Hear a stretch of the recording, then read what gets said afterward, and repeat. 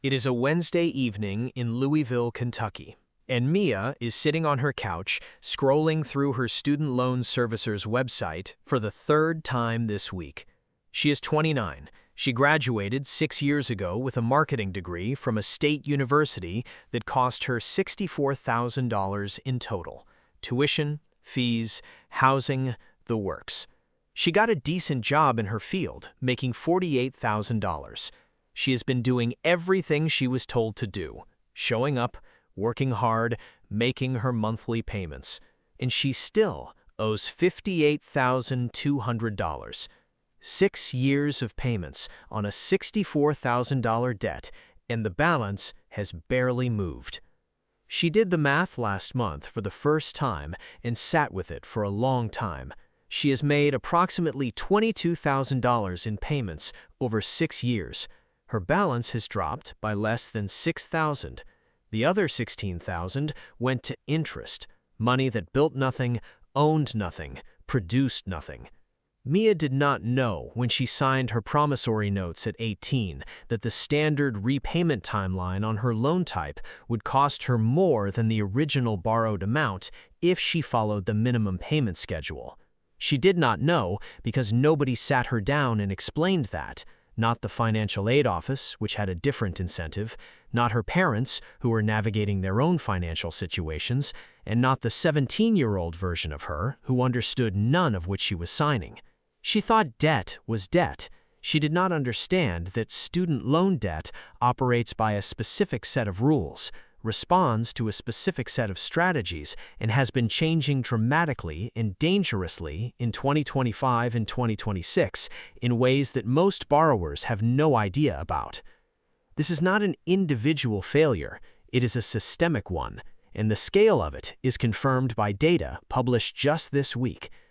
A SoFi survey released in August 2026, conducted with 1,000 U.S. adults ages 18 to 64 who currently carry student loan debt, found that 69.8% of borrowers say student loan debt has held them back in life. Not inconvenienced them, held them back. From job choices, from where they live, from whether they get married, from whether they have children, from whether they save for retirement. More than 62% of borrowers say their debt significantly limits or prevents them from saving for the future, not just slows them down, prevents them. And 21.7% of borrowers say they expect it will take more than 10 years to pay off their loans, or that they may never pay them off at all. That last number carries enormous weight. More than 1 in 5 American student loan borrowers in August 2026 has either given up on ever being free of this debt or cannot see a realistic path to it in the next decade. Federal student loan debt now stands at $1.7 trillion, with roughly 1 in 6 Americans owing money on federal student loans. That is not a financial statistic. That is the story of Mia in Louisville, multiplied by 45 million people, and the truth that nobody told any of them, not at 17 when they signed, not at 22 when repayment began, and not now, is what today's video is built to deliver. The first truth about student debt that nobody told you is how interest accrual actually works on a standard repayment schedule. Because the way student loan interest is calculated is not how most borrowers intuitively understand debt to work. Student loans use a daily, simple interest formula. Your interest is calculated every single day based on your outstanding principal balance. If you have a $30,000 loan at 6.5% interest, your daily interest accrual is approximately $5.34 every day. Whether you are making payments or not, whether you are employed or between jobs, whether you just got out of school or have been repaying for 5 years. On the standard 10-year repayment plan, your first monthly payment of roughly $340 might apply only about $165 to principal, with the other $175 going to interest.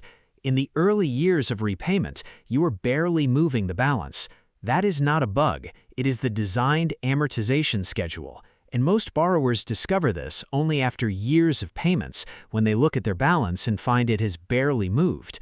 The second truth is what happened to income-driven repayment plans in 2025 and why it matters urgently to every borrower who has been relying on them. For years, income-driven repayment plans, particularly the SAVE plan, offered borrowers a payment calculated as a percentage of their discretionary income, with loan forgiveness available after 20 to 25 years of qualifying payments. Millions of borrowers enrolled in these plans because the payments were lower and the promise of eventual forgiveness made the debt feel survivable.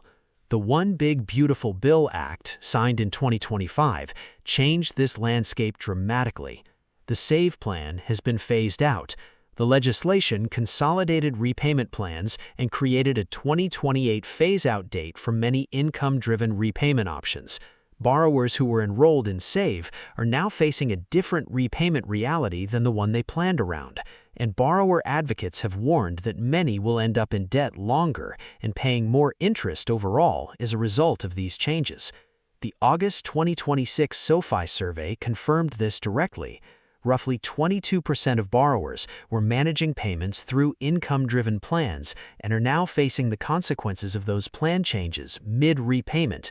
These are people who built their financial life around a set of rules that changed while they were playing by them. Now, here is the truth that carries the most weight financially, the one that connects the student debt crisis to every other financial goal a borrower is trying to build simultaneously. Because the damage student debt does is not limited to the monthly payment, it extends into every other financial decision a borrower makes for the entire duration of the loan.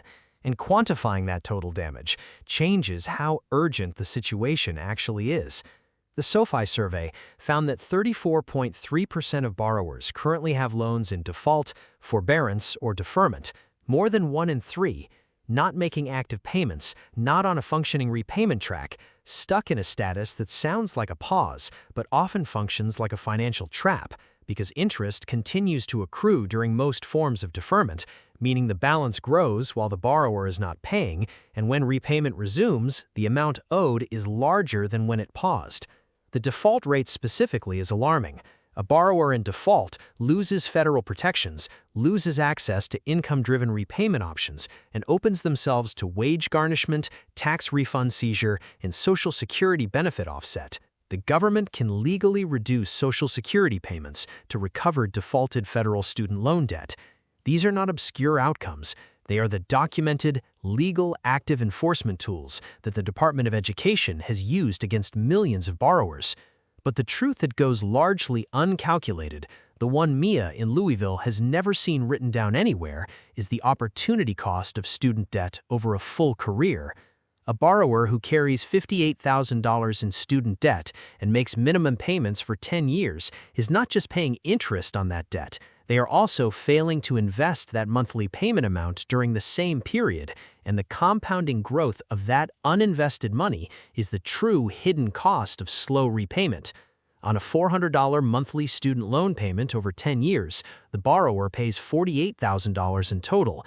If that same $400 per month had been invested in an S&P 500 index fund at a 10% historical average annual return starting at age 22, the 10-year compounding value would be approximately $76,000. The debt costs $48,000 in payments. The opportunity cost and foregone investment growth is another $28,000. The total cost of carrying the debt slowly, rather than aggressively eliminating it, is not just the interest paid, it is the compounding that the payments could have generated if the debt did not exist. This is the math that changes how borrowers think about repayment strategy, because slow minimum payment repayment is not a neutral choice. It is an active decision to pay more than necessary and invest less than possible for a decade or more of peak wealth-building years. And the research confirms this damage extends beyond investment accounts. The SoFi survey found that student debt is delaying or preventing homeownership, marriage, children, and retirement savings for a majority of borrowers. Life decisions whose financial value compounds the same way investment accounts do, just in less calculable forms. Here is the action plan built from the truths this video has laid out, specific, prioritized, and adjusted for the new policy reality of 2026. The goal is not just to manage student debt, it is to eliminate it as fast as the math supports while protecting your ability to build wealth simultaneously. Strategy 1. Know your exact loan terms before making any repayment decision.